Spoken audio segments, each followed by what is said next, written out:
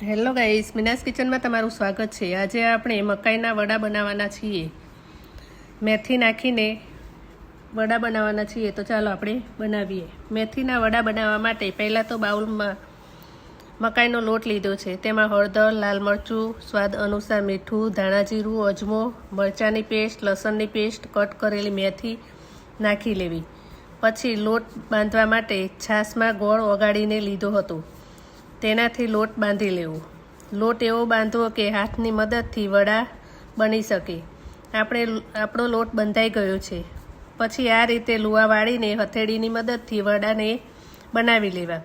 આ રીતે બધા વડા બનાવી લેવા અને પછી તેલ ગરમ કરવા મૂકી દીધું હતું, તે પણ ગરમ થઈ ગયું છે, તો તેમાં બધા વડા તળી લઈએ। વડા બ્રાઉન કલરના થાય ત્યાં સુધી થવા દેવા। આપણા મેથીના વડા બનીને તૈયાર છે। તેને ચા સાથે કે દૂધ સાથે ખાવાની ખૂબ જ મજા આવે છે। આ વડા બનાવીને 4-5 દિવસ સુધી ખાઈ શકાય છે। કોઈ જગ્યાએ ફરવા જવું હોય ને લઈ જવા હોય તો પણ લઈ જઈ શકો છો। જો તમને આ વિડીયો ગમ્યો હોય તો વિડીયોને લાઇક કરો, શેર કરો અને ચેનલને સબસ્ક્રાઈબ કરો।